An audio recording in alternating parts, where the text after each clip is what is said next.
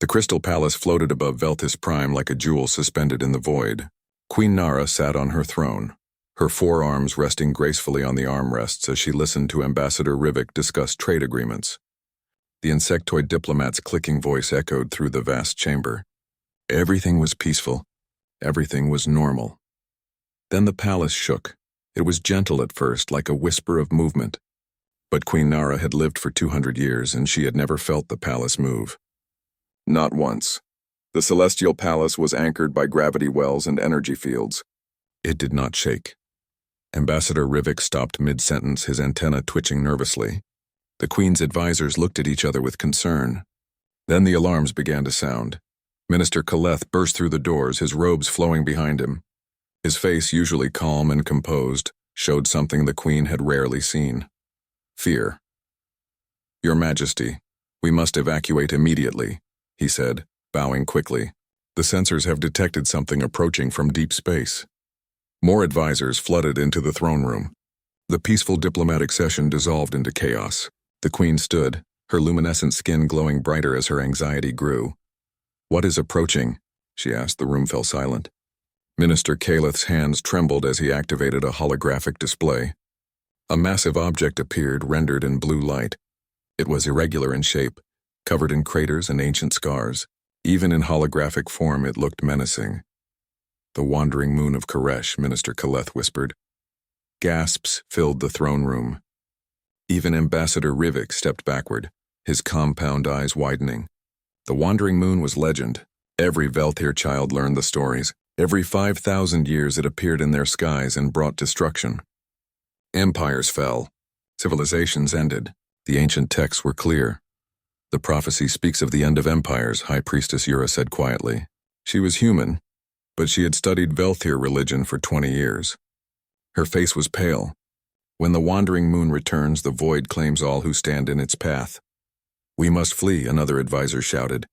"Evacuate the capital. Evacuate the entire planet." "No, we must fight," Admiral Kess said, stepping forward. The military commander's voice was strong and certain. "We have weapons now that our ancestors did not. We can destroy it before it reaches us." The arguing began immediately. Some advisors agreed with Minister Kaleth about evacuation.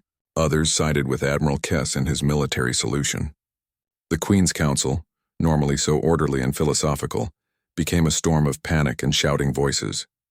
Through it all, Captain Do-Yun stood at his post near the throne. He was human, dressed in the simple armor of the Royal Guard. He had served Queen Nara for 5 years, and in that time, he had learned to observe rather than react. While everyone else panicked, he studied the holographic display. His eyes moved across the data. Trajectory vectors, velocity calculations, mass estimates. The numbers were there, floating in the blue light, but no one was looking at them. They were too busy arguing about ancient prophecies and military strategies. "Captain Do-Hyun," Queen Nara said suddenly. Her voice cut through the chaos like a blade. The throne room fell silent. "You have not spoken. What do you see?" All eyes turned to the human guard. Minister Kaleth frowned. Admiral Kess looked annoyed. A human guard offering advice to the Queen? But Nara had learned to trust Do-Hyun's perspective. Humans saw things differently than Velthir did.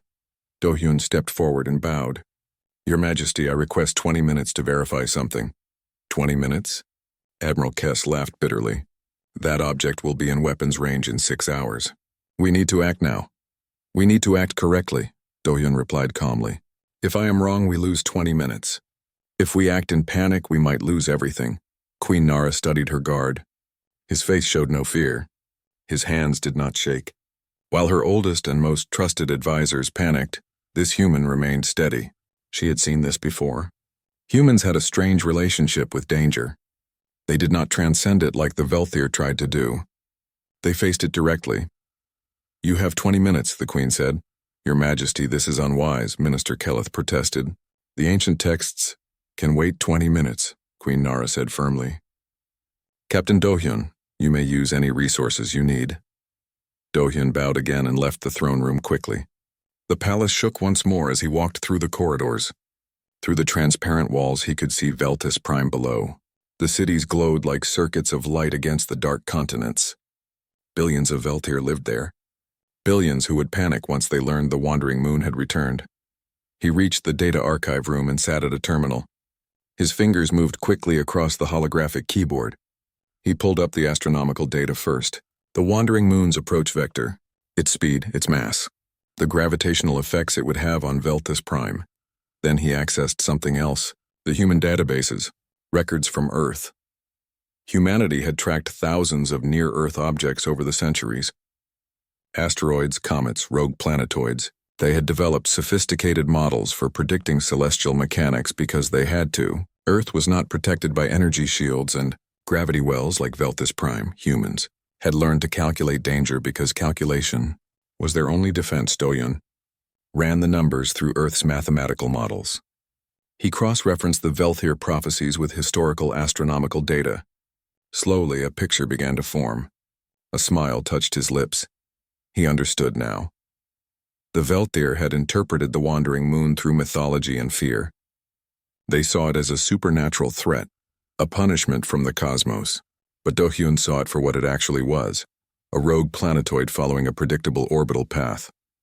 The ancient Velthir had panicked because they could not accurately measure its trajectory. Their sensors, primitive by modern standards, had given them incomplete data. So they created stories to explain what they could not understand. But the stories had survived longer than the science.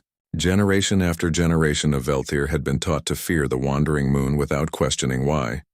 Do-hyun checked the time. 18 minutes had passed. He gathered his data and ran back to the throne room. The arguing had not stopped. If anything, it had gotten worse. Some advisors were now suggesting they abandon the entire star system. Others wanted to launch every weapon in the Imperial fleet. Queen Nara sat on her throne, listening to it all with growing frustration. Then Do-hyun entered.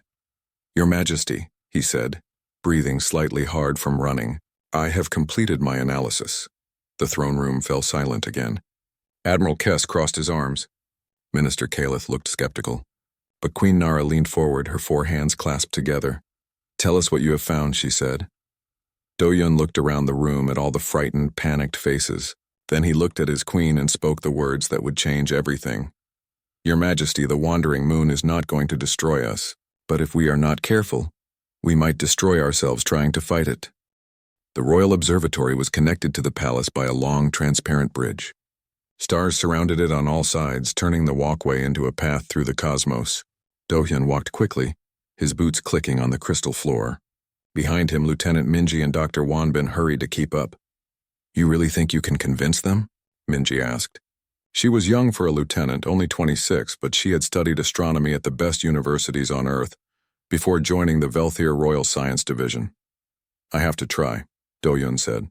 "If Admiral Kess launches the fleet against that thing, the debris will rain down on 6 inhabited planets." "The Velthir do not think like us," Wanbin said. The xenogeologist was older, his hair already gray despite being only 45. "They see the universe through philosophy and faith. We see it through mathematics and evidence." "Then we need to make them see what we see," Do-hyun replied. They entered the observatory. It was a massive dome filled with instruments and displays. Through the transparent ceiling, the wandering moon was visible. It looked like a dark scar against the stars, growing larger with each passing hour. Wanbin went straight to the main console and began entering commands. Numbers and graphs appeared in holographic displays around them. Minji pulled up the sensor data from the palace systems. "Okay," Wanbin said, studying the information. "The object is approximately 1,200 kilometers in diameter. Irregular shape, heavily cratered surface. Current velocity is about 15 kilometers per second relative to Veltis Prime." "Trajectory?" Do-hyun asked. Wanbin's fingers danced across the controls. A red line appeared in the hologram, showing the wandering moon's path through the star system. It curved around Veltis Prime in a long arc. "It is not going to hit the planet," Wanbin said with certainty. "Closest approach will be approximately 80,000 kilometers. That is close, but not a collision." "But the gravitational effects," Minji said, pulling up another display. "At that distance, the tidal forces will be severe. Ocean levels will rise by 30 meters in some areas. The atmospheric pressure will fluctuate. There will be earthquakes and storms." "Survivable?" Do-hyun asked. "Yes," Wanbin nodded. "If they prepare properly. Humans have survived worse on Earth. But the Velthir have never experienced anything like this. Their civilization has been peaceful and stable for thousands of years. Do-hyun looked at the holographic display. He could see why the ancient Velthier had panicked. The wandering moon looked terrifying. It was massive and dark, scarred by billions of years of impacts, and it was headed straight for their homeworld, but appearances were deceiving. What about the metallic core? Minji asked, pointing to another data stream. The sensors are showing unusual readings. Wanbin enlarged that particular scan. The interior of the wandering moon appeared on the display. At its center was a dense metallic core glowing bright in the sensor view. That explains everything, Wanbin said excitedly. The metallic core is interfering with the sensor readings. It makes the object appear larger and more massive than it actually is. The ancient Velthier would not have been able to compensate for this interference. Their primitive sensors would have told them a planet killer was approaching. So they panicked, Do-hyun said. And they wrote down their panic in the form of prophecies. Exactly, Minji agreed. The prophecies are not divine predictions. They are scientific observations filtered through fear and misunderstanding. Do-hyun's communicator buzzed. It was a message from the palace.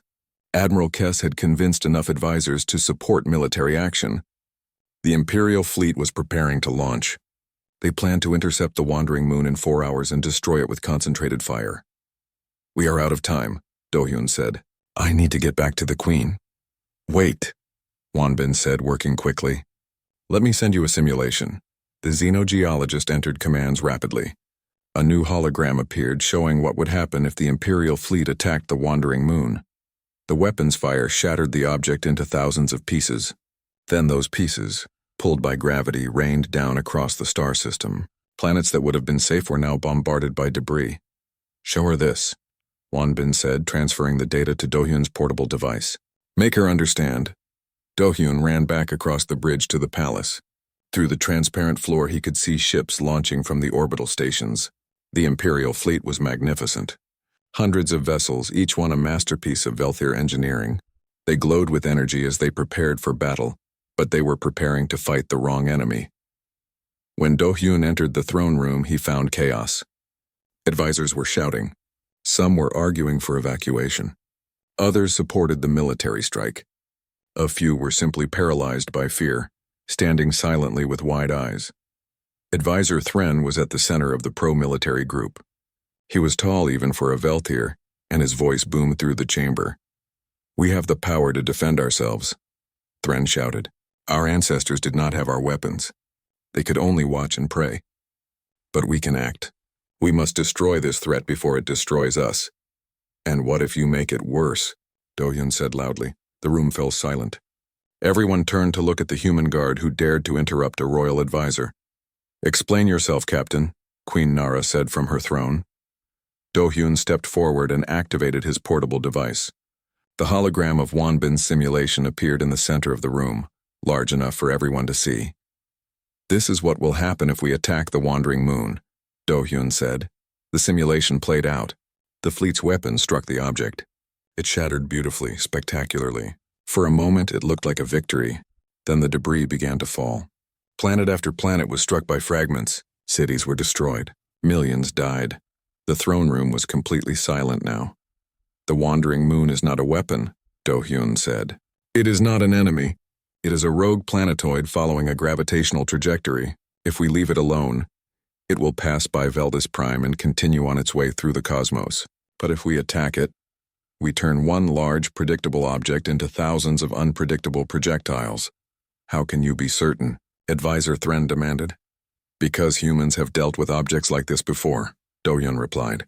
On Earth, we track near-approach asteroids constantly. We have mathematical models. We understand orbital mechanics because we had to learn it to survive. He is right, a quiet voice said. Everyone turned.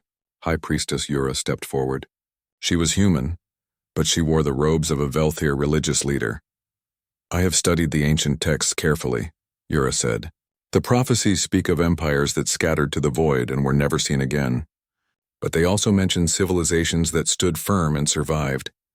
We always focused on the destruction. We never asked why some survived. Because they did not panic, Do-hyun said. They prepared and endured. Queen Nara stood from her throne. Her forearms spread wide, commanding attention. I will not authorize military action, she said. Not yet. Captain Do-hyun. You said we could survive this if we prepare properly. Tell me how. Advisor Thren began to protest, but the Queen silenced him with a look. Do-hyun took a deep breath. This was his moment. He had the Queen's attention. Now he needed to convince her that the human way, the practical way, was the right path. Your Majesty, he said, we need to stop thinking like philosophers and start thinking like survivors. The Grand Throne Room had never held so many people at once. Military commanders stood beside scientists. Religious leaders argued with engineers. Nobility from across the empire had gathered, either in person or through holographic projection. The wandering moon filled the transparent ceiling above them, a dark reminder of what was coming. Admiral Kess stood with his arms crossed, glaring at Do-hyun. The human guard had just suggested they abandon military action. To the Admiral, this was cowardice. You ask us to do nothing? Kess said angrily. To simply wait for destruction? I ask you to prepare intelligently, Do-hyun replied calmly. There is a difference between doing nothing and doing the right thing. He activated another holographic display. This one showed Veltis Prime with overlay graphics indicating gravitational stress points. The wandering moon will pass within 80,000 kilometers of this planet, Do-hyun explained. At that distance, you will experience severe tidal forces. Coastal cities will flood. The atmosphere will become unstable. There will be earthquakes in geologically sensitive areas, you see? Minister Kalleth said. We must evacuate. No, Do-hyun shook his head. Evacuation is not necessary.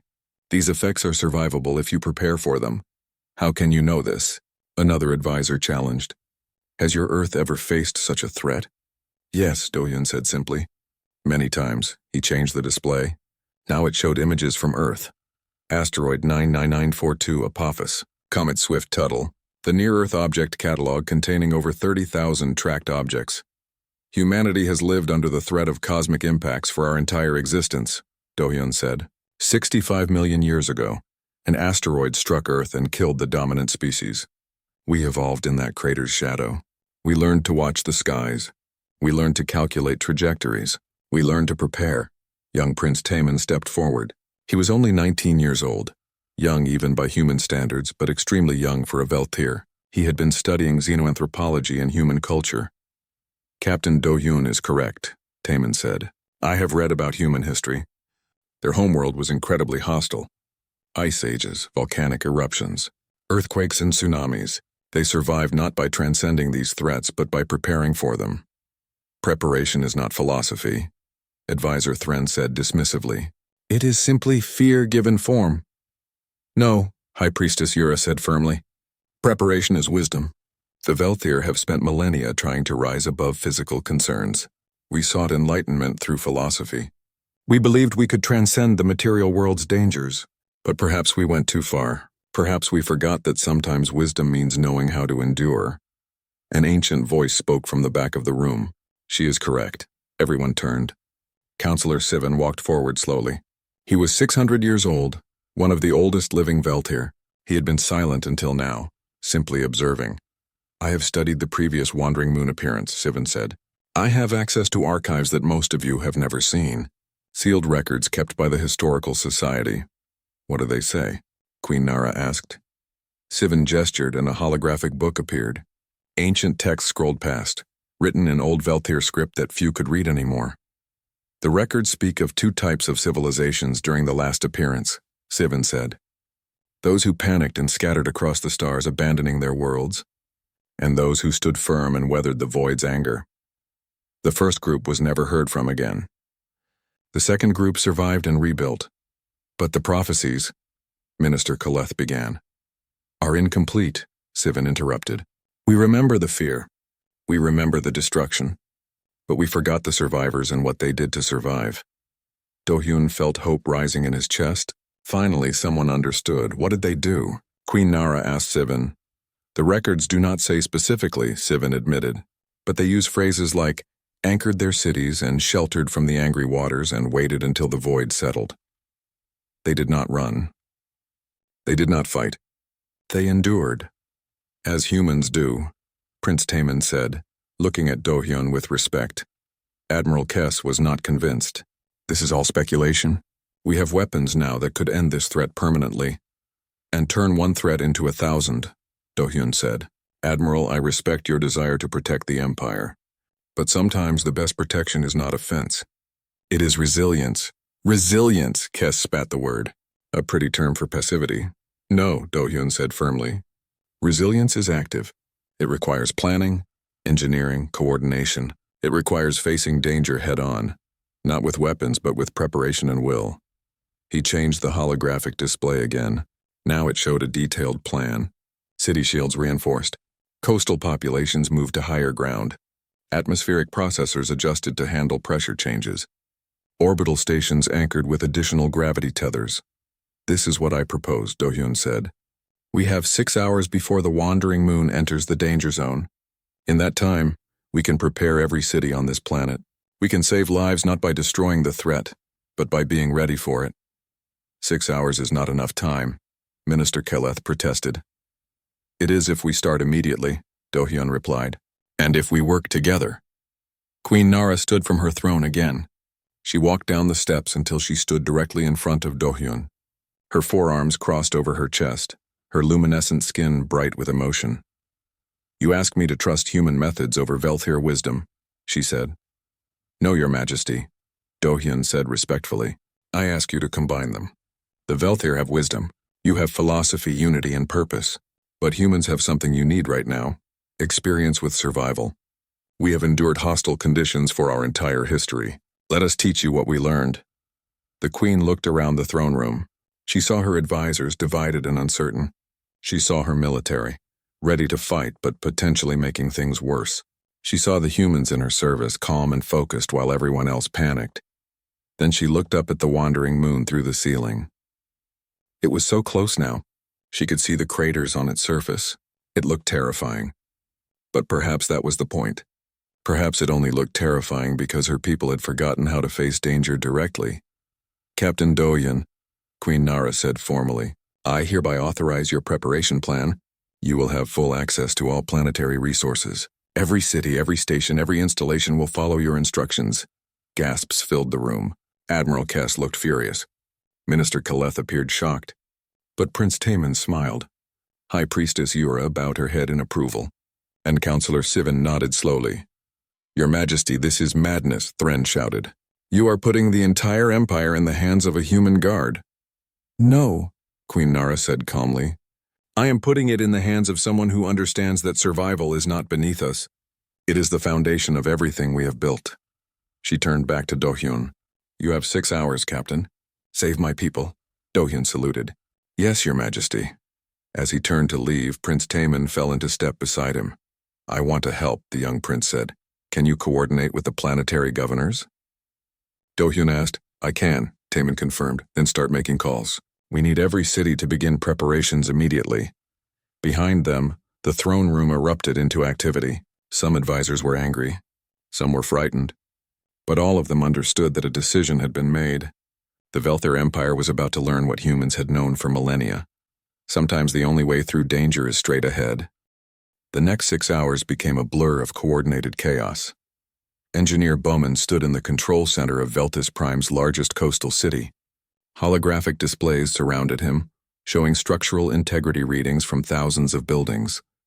He had worked on Earth's flood barriers during the Great Atlantic Crisis. He knew how to prepare infrastructure for water that did not care about philosophy or enlightenment. Reinforce the seawall supports, he commanded the Velthir engineering team, and activate all secondary shield generators. When the tidal forces hit, the ocean will rise 30 meters. The shields will not stop the water, but they will slow it down. A Velthir engineer looked confused. Why not stop it completely? Because you cannot stop that much water, Bowman explained patiently. You can only redirect it. Fighting nature head-on is how you lose. You have to guide it, channel it, let it flow where you want it to go. This was the difference. The Velthir had spent centuries building perfect cities that never needed to withstand disasters. Their shields were designed to repel external threats completely, but they had never learned to work with forces they could not fully control. Across the planet, similar scenes played out. Human engineers worked alongside Velthir technicians, teaching them concepts that seemed strange. Controlled flooding, pressure release valves, redundant systems, fail-safes. The Velthir asked why they needed backup systems. Humans explained that when your primary system fails, backup systems keep you alive. But our systems do not fail, a Velthir technician said proudly. They have never been tested like this, Bowman replied. Trust me, have backups. In the orbital stations above Veltis Prime, Captain Jiwan prepared for the most dangerous mission of her life. She was a pilot, one of the best humanity had produced. Now she volunteered to fly close to the wandering moon and plant gravitational sensors on its surface. You do not have to do this, Lieutenant Minji said over the communication channel. The calculations are already good enough. Good enough is not the same as certain, Jiwan replied, checking her ship's systems. If I can get direct readings from the surface, we will know exactly where and when the gravitational effects will be strongest. The Velthir did not volunteer for this mission. They saw it as unnecessary risk. But Jiwan understood something they did not. Sometimes you had to face danger directly to truly understand it. Humans had learned this lesson over and over throughout history. She launched from the station and accelerated toward the wandering moon. It grew larger in her view screen until it filled her entire field of vision. The cratered surface looked ancient and hostile. She could see mountain ranges taller than anything on Earth and canyons that dropped into darkness. Approaching drop zone, Jiwan said calmly. Her hands were steady on the controls. Fear was there, yes, but she had been trained to use fear as a tool rather than let it control her. She released the sensor packages at precise intervals. Each one struck the surface and anchored itself with magnetic clamps. Within seconds, data began flowing back to Velthis Prime. Sensors active, Minji confirmed. We are getting excellent readings. Jiwan, you did it. Now I just have to get back, Jiwan said, banking her ship away from the wandering moon's gravity well. The ship shook as gravitational forces pulled at it, but she adjusted her trajectory with practiced ease. 15 minutes later, she docked at the station safely. When she emerged from her ship, a group of Velthir scientists were waiting. They looked at her with something close to awe. You flew within 10 kilometers of that object, one of them said. Why were you not afraid? I was afraid, Jiwan said honestly. But fear does not mean you stop. It means you respect the danger and prepare accordingly. Back on the surface, Chancellor Ren watched from her administrative tower as human engineers transformed her northern cities. She had been skeptical when Queen Nara authorized this plan. She believed the Velthir way, the philosophical approach, was superior, but watching the humans work changed her mind. They did not waste time debating whether the preparations were philosophically correct. They simply acted. They identified problems and solved them with practical efficiency. A shield generator needed reinforcement? They reinforced it. A building needed additional structural support? They added it. No committees, no endless discussions, just action, and the Velthir who worked with them were learning that sometimes thinking was less important than doing, learning that survival did not require transcendent philosophy. Sometimes it just required good engineering and determination. How do they stay so calm? Ren's assistant asked, watching Bowman coordinate 3 different engineering teams simultaneously. I think they have learned to separate fear from function, Ren said thoughtfully. They acknowledge the danger. They respect it, but they do not let it paralyze them. With 2 hours remaining until the wandering moon's closest approach, Minister Kaleth found himself working directly with the human community. He had opposed this plan initially. He had called it primitive and unworthy of Velthir civilization. But now, seeing it in action, he understood. He approached Do Hyun, who was coordinating preparations from the Palace Command Center. Captain, Kaleth said quietly, I owe you an apology. Do Hyun looked up from his displays. Minister? I called your methods primitive, Kaleth said. I believed the Velthir had evolved beyond the need for such practical concerns. I was wrong. We did not evolve beyond survival. We simply became so comfortable that we forgot how to survive. Your civilization has accomplished incredible things, Do Hyun said diplomatically. Your philosophy, your art, your unity. These are not things humans have achieved on the same scale. But yes, comfort can erase hard-won lessons. We have become too enlightened to survive, Kaleth said bitterly. No, Do Hyun shook his head. You have just forgotten that enlightenment includes knowing how to endure. Philosophy is valuable, but it works best when you are still alive to practice it. Kaleth managed a small smile. A very human perspective. Maybe that is why you hired us, Do Hyun replied. With 1 hour remaining, Queen Nara addressed her empire. Every screen on every world showed her face. She stood in the throne room with the wandering moon visible through the ceiling behind her. "My people," she said, her voice calm and strong. "Our ancestors faced this moment 5,000 years ago. They were afraid. They did not understand what was happening. Some fled, some fought, but some stood firm and survived. Today we will be like those survivors. We will not flee from this challenge. We will not destroy ourselves trying to destroy it. We will endure." She gestured to where Do-hyun stood off camera. "We are fortunate to have humans among us. They have taught us something we had forgotten, that survival is not beneath dignity, that preparation is not opposed to wisdom, that sometimes the most enlightened choice is the most practical one. In 1 hour the wandering moon will pass. Our cities are prepared. Our people are safe. We will face this danger together, and we will emerge stronger for having faced it. This is not the end of empires. This is proof that empires which adapt will always survive." The broadcast ended. Across Velthir space, billions of people went to their designated safe zones. City shields hummed with power. Structural supports held firm. Backup systems stood ready. And the humans who had made it all possible stood at their posts calm and focused, doing what their species had always done best. They endured. 30 minutes before closest approach, the palace began to shake violently. Through the transparent ceiling, the wandering moon looked close enough to touch. Its shadow fell across half the planet. The gravitational forces began. Ocean levels rose. Atmospheric pressure fluctuated. The palace's power systems flickered but held. Backup generators activated smoothly, just as Bowman had insisted they should. Do-hyun stood at his post beside Queen Nara's throne. She sat calmly, her 4 hands gripping the armrests tightly but her face composed. "It is beginning," she said quietly. "Yes, Your Majesty," Do-hyun replied, "and we are ready." 48 hours after the wandering moon passed, Queen Nara stood on the palace observation deck and looked down at her world.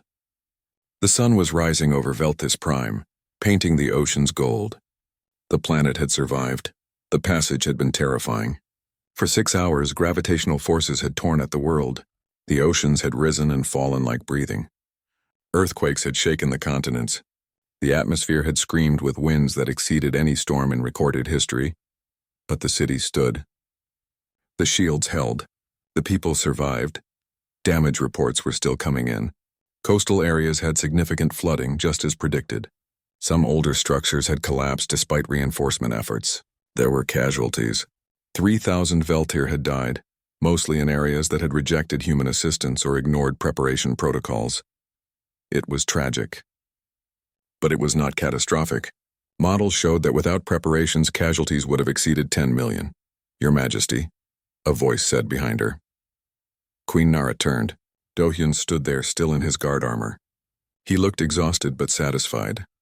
"Captain Do-hyun," she said warmly, "you should be resting." "I wanted to see the sunrise," he said, stepping up beside her. "On Earth, after surviving something difficult, we watch the sunrise. It reminds us that the world continues." They stood together in comfortable silence, watching light spread across the planet below. 94% of our infrastructure survived intact," Nara said. "The cities that followed your protocols lost almost nothing. The ones that refused," she trailed off sadly. "People fear change," Do-hyun said gently. "Even when change is necessary for survival. It is a universal truth not unique to Velthir." "You saved my empire," Nara said. "No, Your Majesty. Your people saved themselves. I just showed them how." A message chimed on Nara's communicator. "The ceremony is ready when you are, Your Majesty." "Come," Nara said to Do-hyun. "There is something you should see." They walked to the grand hall where thousands had gathered. Every human who served in Velthir space was there. Scientists, engineers, pilots, guards, teachers. 40,000 humans who had made this empire their home. When Queen Nara entered, everyone bowed. She walked to the center of the hall and raised her 4 arms for silence. 48 hours ago, we faced a crisis that threatened everything we had built," she began. "Our advisors panicked. Our military wanted to fight. Our people were paralyzed by ancient fears. But the humans among us remained calm. They did not panic because they had faced danger before.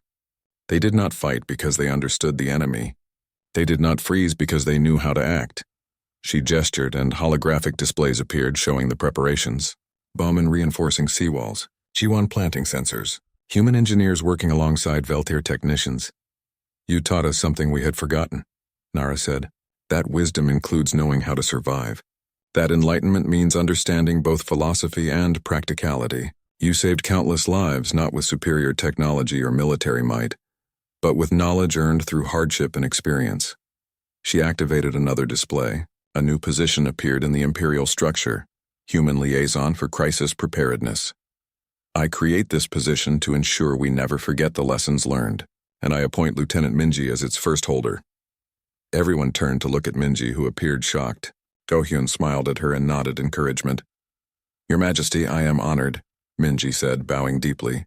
But Captain Do-hyun wishes to remain a guard, Nara interrupted with a knowing smile. I have learned not to force humans into positions they do not want. You have the knowledge and the diplomatic skill for this role. Will you accept? Yes, Your Majesty, Minji said. The ceremony continued with awards and recognition. But halfway through, Elder Mistra approached the Queen with an urgent message. Nara read it and her expression changed. Pause the ceremony, she said.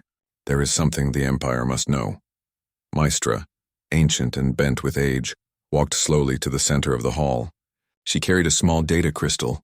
I am the head of historical archives, Maestra said in her wavering voice. I have access to sealed records that have not been opened for 5,000 years. Records that were only to be revealed when the wandering moon returned. She activated the data crystal. Ancient documents appeared in holographic form. Scientific calculations, trajectory predictions, gravitational models. The hall fell completely silent. 5,000 years ago, our ancestors understood the wandering moon scientifically, Maestra said. They knew it was a rogue planetoid. They calculated its orbit. They knew it was not a supernatural threat. Then why the prophecies? Prince Taman asked. Why turn science into myth? Because they chose to, Maestra said simply. The records are clear. The ancient council debated whether to preserve the scientific knowledge or transform it into religious prophecy. They chose prophecy. Why? Queen Nara asked, confused. Maestra displayed another document. It was a philosophical treatise written by the ancient Veltir High Council. They believed that understanding would remove mystery, Maestra read, that if everything was explained scientifically, the Veltir would lose their sense of wonder. They feared becoming a species that only saw mechanics and missed meaning, so they deliberately chose philosophy over pragmatism. Do-hyun stepped forward. They believed they could transcend physical threats through enlightenment. Exactly, Maestra confirmed. They thought that by the time the wandering moon returned, the Veltir would have evolved beyond needing practical knowledge. That pure philosophy would be enough. But it was not, Nara said quietly. No, Maestra agreed. Comfort and peace made us forget that survival requires more than beautiful thoughts. It requires action, preparation, and the willingness to face reality directly. Minister Kaleth spoke up from the crowd. We did not lose this knowledge by accident. We chose to lose it. And in doing so, we nearly destroyed ourselves, Admiral Kess added. The military commander had been humbled by recent events. If the humans had not been here, he did not finish the sentence. Everyone understood. Nara looked at Do-hyun. Your people never had the luxury of transcendence. No, Your Majesty, Do-hyun said. Earth is a harsh world. We had to understand to survive. We could not afford to turn science into myth because the consequences were too immediate. If we misunderstood an approaching asteroid, our species ended. So we learned to calculate, to measure, to prepare. But you lack something we have, Nara said thoughtfully. Unity. Purpose beyond survival. The ability to work together toward common enlightenment. That is true, Do-hyun admitted. Humanity is often divided. We fight among ourselves. We struggle to find meaning beyond just continuing to exist. Then perhaps, Nara said, we need each other. The Veltir need human practicality to stay grounded in reality, and humans need Veltir philosophy to find purpose beyond mere survival. 3 months later, the wandering moon was just a distant speck again, continuing its 5,000-year orbit through the galaxy. But Veltis Prime was different now. Schools taught both philosophy and practical preparedness. Engineering students studied disaster response alongside traditional subjects. The concept of controlled endurance became part of Veltir culture. Other species were watching. Word had spread across the galaxy about what happened when the wandering moon returned. about how an empire known for philosophy survived through practical human wisdom, about how 40,000 humans had saved billions of Velthir. Humanity's reputation was changing.